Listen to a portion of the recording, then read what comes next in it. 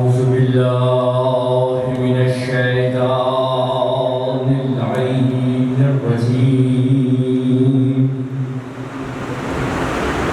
بسم الله الرحمن الرحيم الحمد لله الذي جعل الحمد مفتاح لذكره وخلق الأشياء ناطقة بحمده وشكره الصلاة والسلام على نبيه أبي القاسم محمد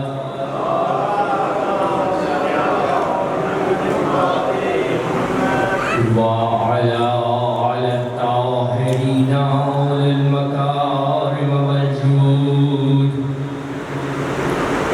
الحمد لله الذي هدانا لهذا وما كنا لنهتدي لولا أن هدانا الله أما بعد فقد قال الله تبارك وتعالى في كتابه المحكم وخطابه المتقن وقوله أحسن بسم الله الرحمن الرحيم فبأي آلاء ربكما تكذبان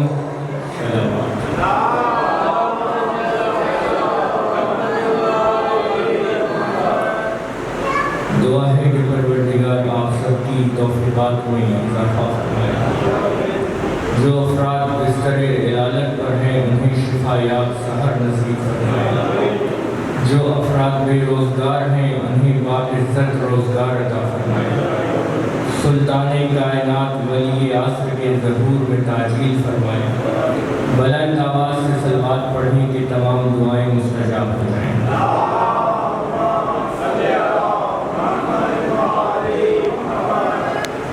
اگر آپ گفتگو سننے کے لیے آمادہ ہیں تو اگر کچھ سمٹ جائیں اور آگے آ جائیں تو میرے لیے آسانی رہے گی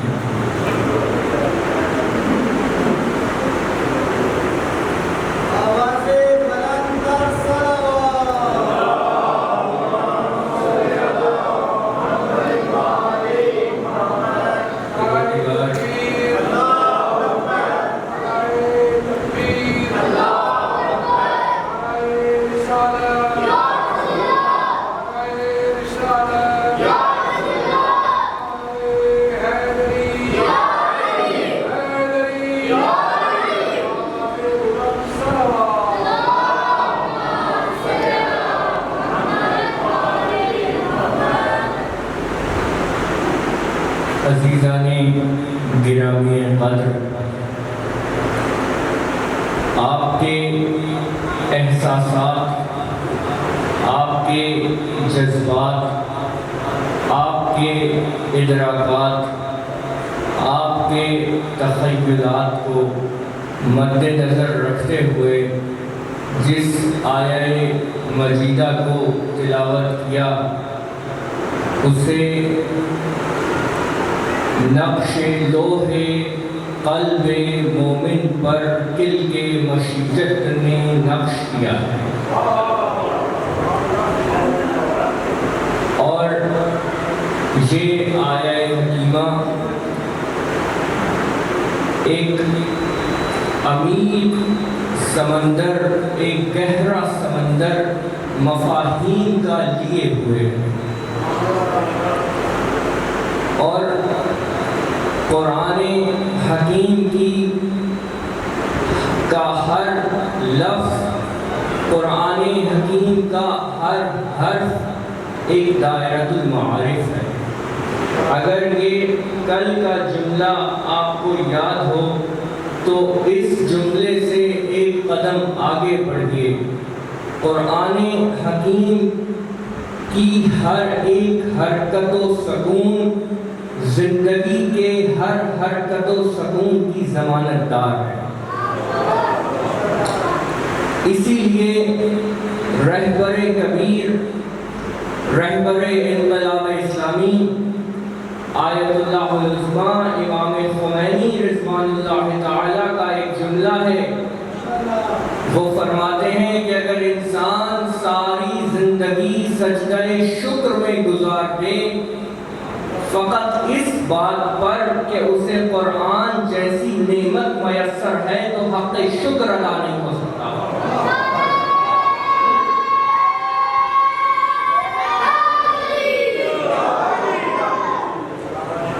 اور قرآن حکیم کتاب توحید ہے.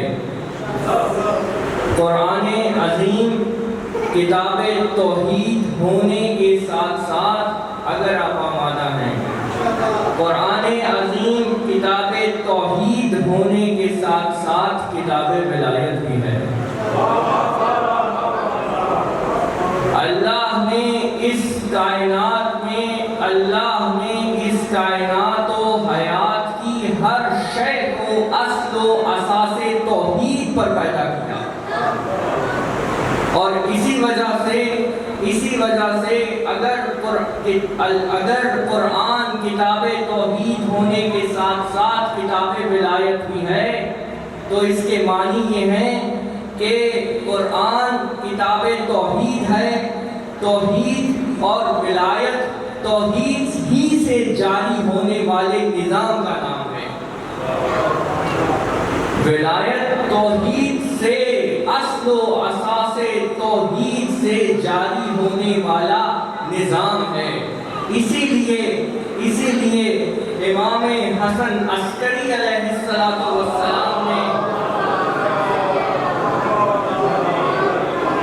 نے فرمایا کہ اعظم نعم اللہ علی العبد بعد ولایتنا معرفت کتاب اللہ،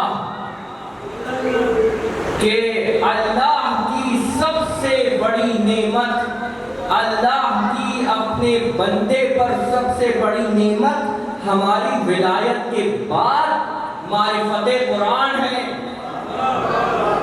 ہماری ولایت کے بعد قول معصوم کی ترتیب سمجھیے اور قول معصوم کی فصاحت سمجھیے. ہماری ولایت کے بعد کتاب اللہ سب سے بڑی نعمت ہے. معرفت کتاب اللہ سب سے بڑی نعمت ہے ہماری ولایت کے بعد. خاص توجہ. کیونکہ ولایت وہ نور ہے جس میں انسان حقائق الہیہ کو پہچانتا ہے. ولایت وہ نور ہے جس میں انسان حقائق الہیہ تک پہنچتا ہے.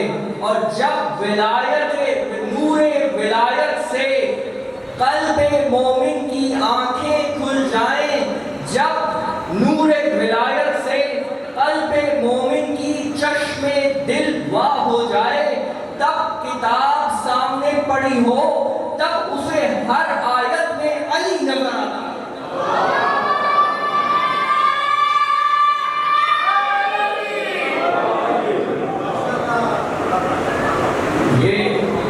نور ولایت کی روشنی میں ہمیں قرآن سمجھنا ہے اور ہم کتاب خدا سے، ہم قرآن حکیم سے ولایت کو جدا نہیں کر سکتے. اگر ہم قرآن حکیم سے ولایت کو جدا نہیں کر سکتے تو ہم قرآن حکیم سے ولایت ماں کو بھی جدا نہیں کر سکتے. اور یہ قرآن اور نور ولایت ایک دوسرے سے جدا نہیں ہے. ولایت ماں افراد، خاص توجہ کیجیے گا، ولایت ماں افراد قرآن سے جدا نہیں ہے. اور اس کی سامنے کی دلیل یہ ہے کہ انی تارکن فیکم الثقلین کتاب اللہ و عترتی، کہ میں تمہارے درمیان دو گراں قدر چیزیں چھوڑے جا رہا ہوں. میں تمہارے درمیان دو گراں قدر چیزیں چھوڑے جا رہا ہوں، ایک اللہ کی کتاب اور ایک میری عترت. یہ وہ حدیث مبارکہ ہے جس میں کسی کو بھی اختلاف نہیں ہے. یہ وہ حدیث ہے جس میں کسی فرقے کو اختلاف نہیں ہے، اگر اختلاف ہے تو مقام بیان میں ہے کہ کیا اسے رسول نے حج کے موقع پر بیان کیا، کیا میدان عرفات میں بیان کیا، کیا میدان غدیر میں بیان کیا، کیا مدینے میں منبر سے بیان کیا، یا آخری وقت بستر سے بیان کیا۔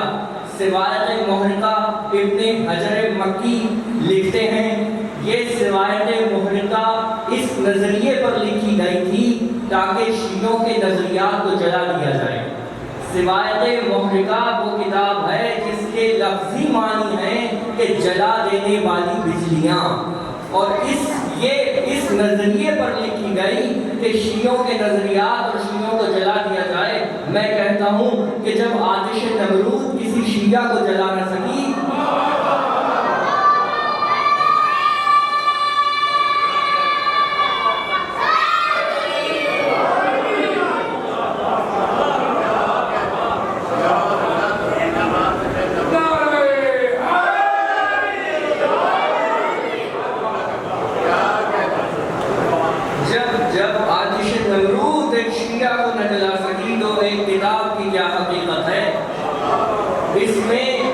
ابن حجر مکی لکھتے ہیں کہ میرا نظریہ یہ ہے کہ اس حدیث مبارکہ کو ایک سوال پڑھیے۔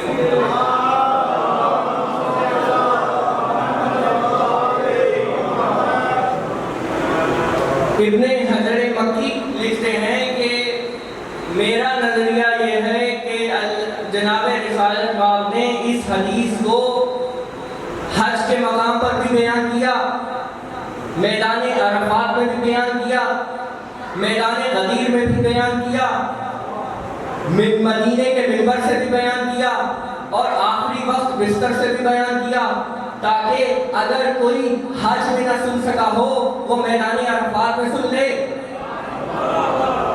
اگر کوئی میدان عرفات میں نہ سن سکا ہو وہ میدان غدیر میں سن لے، اگر کوئی میدان غدیر میں نہ سن سکا ہو وہ مدینے کے منبر سے سن لے، اور اگر کوئی ساری زندگی بت پرستی میں جس نے گزار دی ہو اور اس نے کبھی نہ سنا ہو وہ آخری وقت بستر سے سن لے۔ انی تارکم فیکم الثقلین کتاب اللہ و عترتی، میں تمہارے درمیان دو گراں قدر چیزیں چھوڑے جا رہا ہوں، اور یہ دونوں چیزیں کبھی جدا نہیں ہو سکتی۔ بات پڑھیے۔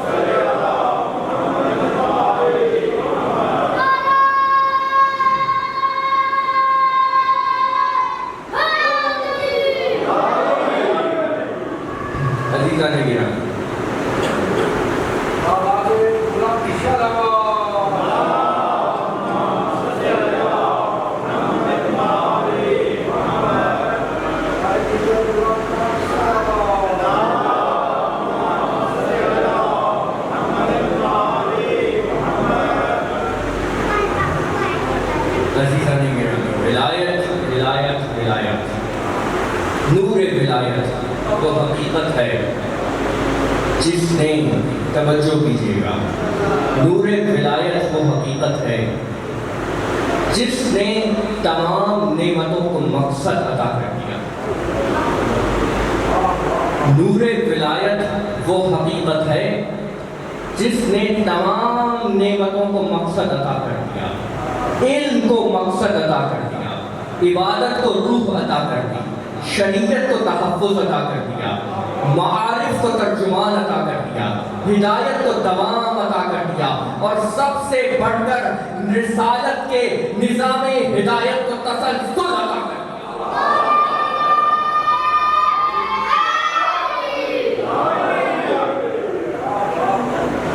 نور ولایت ایک مقصد عطا کیا۔ اور عزیزان گرامی، اس دنیا میں ایک عجیب و غریب منزل سے گزرنا چاہ رہا ہوں۔ اس دنیا میں ہر وہ شے جو بدل رہی ہے، جو متغیر ہے، جو تبدیل ہو رہی ہے، اس شے کا تعلق اس دنیا سے ہے، اس شے کا تعلق ظرف عصر سے ہے۔ یہ دنیا جہاں آپ زندگی بسر کر رہے ہیں، یہ ظرف عصر ہے، یہ ظرف زمان و مکان ہے۔ یہاں پر ہر شے بدل رہی ہے، ہر شے تبدیل ہو رہی ہے، ہر شے متغیر ہے، اور جو شے متغیر ہو، جو شے بدل رہی ہو، اس کا تعلق ظرف عصر سے ہوتا ہے۔ اور جو شے جیسے خلق ہوئی ہو ویسے ہی رہے، جو شے جیسے خلق ہوئی ہو ویسے ہی رہے، یعنی اس میں ثبات رہے، وہ ثابت رہے، اس شے کا تعلق ظرف سرمد سے ہوتا ہے۔ عزیزان گرامی، ظرف عصر و زمان و مکان و دہر و سرمد پر میں 2 برس قبل مفصل گفتگو کر چکا، مجھے تکرار نہیں کرنی، فقط آپ کے قلوب کی زمین کو ہموار کرنے کے لیے چند جملے عرض کر رہا ہوں۔ اس دنیا میں کے ساتھ ان اشیاء کا تعلق ہے جو تبدیل ہو رہی ہیں، اور جو جیسے خلق ہوئی تھی ویسے ہی رہے، یعنی اس میں ثبات رہے، اس کا تعلق ظرف سرمد کے ساتھ ہے۔ اور جب کوئی شے کی ایک حقیقت متغیر ہو، ایک حقیقت ثابت ہو، یعنی اس کی بنیاد اور اصل ثبات ہو، لیکن اس کا ظہور مختلف ادوار میں تغیر کے ساتھ ہو رہا ہو، تو اس شے کا تعلق ظرف دہر کے ساتھ ہوتا ہے۔ گفتگو آگے بڑھنے کی وہ شے جو متغیر ہو اور دوسری جہت ثابت ہو، تو اس کا اظہار ظرف دہر سے ہو رہا ہے۔ اب اسی فلسفے کو، اسی نقطۂ نظر کو نعمتوں پر اس کا اطلاق کیجئے۔ ہر وہ نعمت جو تبدیل ہوتی جا رہی ہے، ہر وہ نعمت جو متغیر ہے، ہر وہ نعمت جو تبدیل ہو رہی ہے، اس نعمت کا تعلق اس دنیا ظرف عصر سے ہے۔ یعنی مثال کے طور پر ایک نوزائیدے کو جو رزق ملا، اس رزق کے بعد جب وہ گھٹنوں چلنے لگا تو وہ نعمت رزق، وہ غذا ٹھوس ہو گئی، تغیر آ گیا، نعمت رزق میں تغیر آ گیا۔ جب وہ شخص، وہ بچہ جوانی میں پہنچا تو نعمت رزق، غذا مرغل ہو گئی، نعمت رزق میں تغیر آ گیا۔ جب وہ انسان بڑھاپے میں پہنچا تو بڑھاپے میں غذائے متقین ہو گئی، تغیر آ گیا، تبدیلی آ گئی، یعنی اس نعمت رزق کا تعلق اس ظرف عصر سے ہو گیا۔ اور اسی طرح ایک بچے کے پاس نعمت لباس تھی، جو لباس اس کے پاس بچپن میں تھا، وہ نعمت جوانی میں بدل کے خلت شاہی میں بدل گئی، تغیر آ گیا، تبدیلی آ گئی، نعمت لباس کا تعلق ظرف عصر سے ہو گیا۔ لیکن جب کوئی نعمت اپنے ایک حقیقت اس کی متغیر ہو اور اس کی ایک حقیقت ثابت ہو، تو اس کا اظہار ظرف دہر میں ہوگا۔ اب یہاں پر روک کر ایک جملہ لیتے جائیے کہ عام انسان نعمت کو دیکھتا ہے، عام انسان نعمت کو دیکھتا ہے، اور ایک عارف و متقی نعمت کے پیچھے منعم کو دیکھتا ہے۔ ایک عارف و متقی نعمت کے پیچھے نعمت دینے والے کو دیکھتا ہے، یعنی نعمت اللہ تک رہنمائی کا وسیلہ بن گئی، جب نعمت اللہ تک پہنچنے کا وسیلہ ہو جائے تب وہ آیات الہیہ کا درجہ پا جاتی ہے۔ جب کوئی نعمت خدا تک پہنچانے کا وسیلہ بن جائے تب وہ آیات الہیہ کا درجہ پا جاتی ہے۔ یعنی معلوم ہوا کہ نعمت آیات الہیہ میں سے ہے، نعمتیں آیات ہیں، نعمتیں آیات الہیہ ہیں۔ اب سورہ بقرہ میں آیت 106 میں ارشاد ہو رہا ہے ما ننسخ من آیت او ننسہا نات بخیر منہا او مثلہا، کہ جب ہم کسی آیت کو منسوخ کر دیتے ہیں تب اس کی جگہ ہم کوئی نئی اور اچھی آیت لاتے ہیں یا اس کی مثل لاتے ہیں۔ خدا ارشاد فرما رہا ہے کہ جب ہم کسی آیت کو منسوخ کر دیتے ہیں تب ہم اس کی جگہ اس سے بہتر آیت لاتے ہیں یا اس کی مثل لاتے ہیں۔ اس کی مثال اگر نعمت رزق پر اپلائی کی، نعمت رزق پر اس کا اطلاق کیا جائے تو نعمت رزق میں تغیر آ رہا ہے۔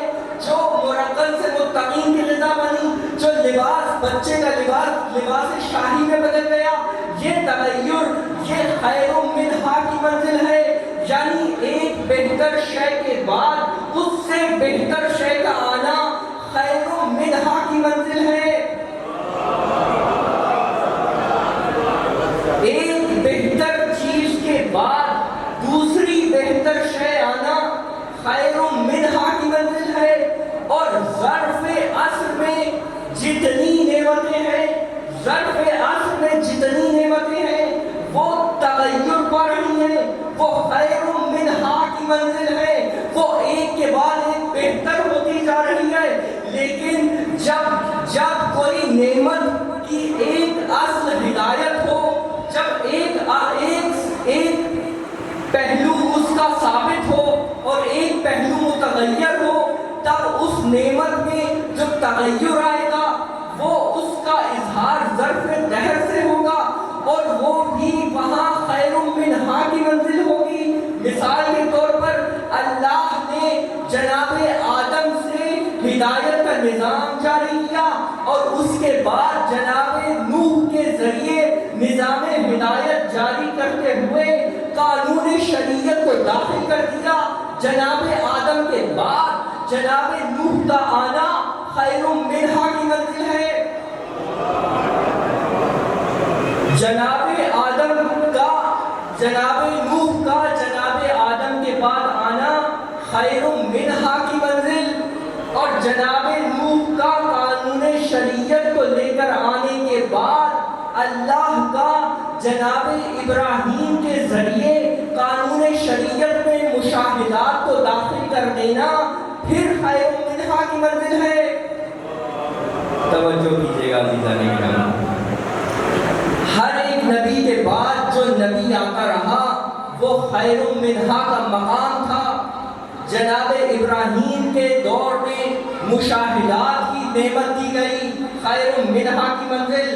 جناب موسیٰ کے ذریعے مشاہدات میں نطق، براہ راست نطق عطا کیا گیا، خیر منہا کی منزل ہے۔ یعنی جناب آدم سے لے کر خاتم تک خیر منہا کا مقام، اور خدا کی قسم اس آیت کی تفسیر تب تک ممکن نہیں ہو سکتی تھی جب تک اس میں او مثلہا کا مقام بتایا نہ گیا ہوتا۔ جناب آدم سے لے کر جناب خاتم تک خیر منہا کی منزل، اور جناب رسالت باپ سے لے کر بقیت اللہ تک او مثلہا کی منزل۔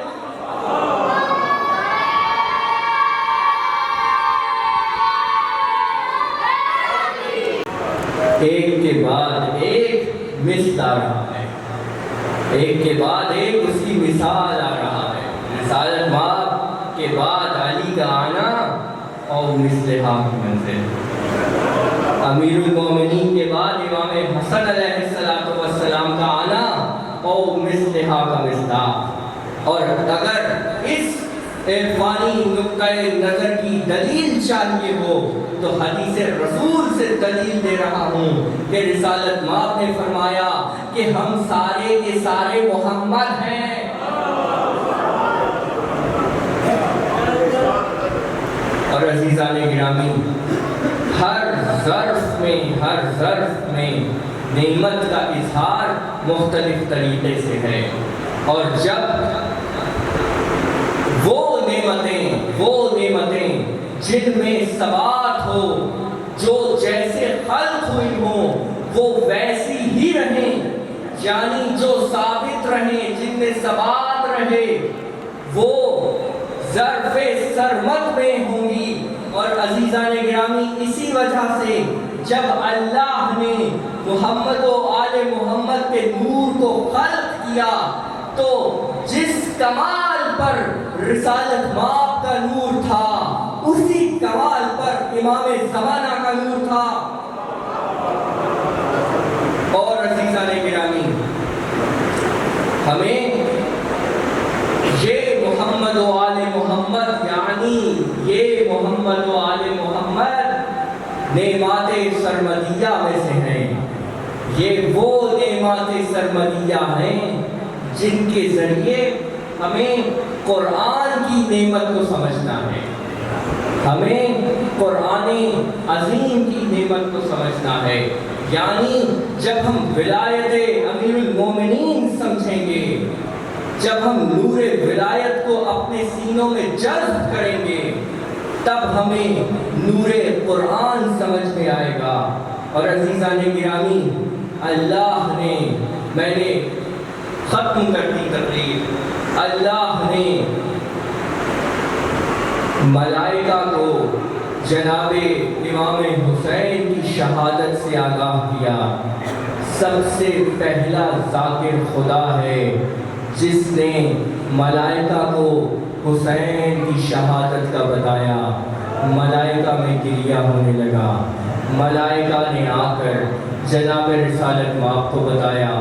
جناب رسالت مآب نے تمام اہل بیت کو اکٹھا کیا اور حسین کی شہادت کو بیان کرنا شروع کیا۔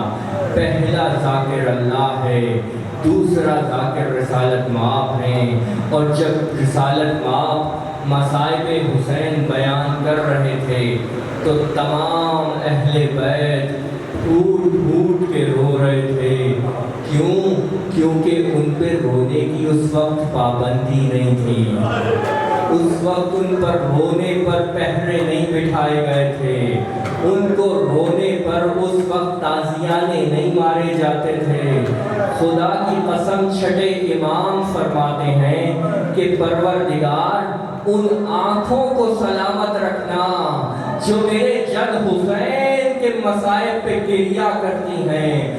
عزیزان گرامی، اگر آپ گریہ کرنا چھوڑ دیں گے تو خدا کی قسم آسمان گریہ کرے گا، کیونکہ جب گریہ کرنے کا موقع تھا، جب گریہ کرنے کا وقت تھا، جب گریہ جنہوں نے کرنا تھا، جب انہیں رونے نہیں دیا تو آسمان خون کے آنسو رویا تھا۔ عزیزان گرامی، مصائب حسین آج تک مومن کے دلوں میں اس طرح ہیں کہ مومن کے دل کو منقلب کر دیتے ہیں۔ عزیزان گرامی، امیر المومنین نے اپنی بیٹیوں سے ملنا چاہا اور کوفہ میں بلانا چاہا تو امام حسن کو فرماتے ہیں، بیٹا، بیٹیوں کو رات میں سفر کرانا، بیٹیوں کو رات میں سفر کرانا، دن میں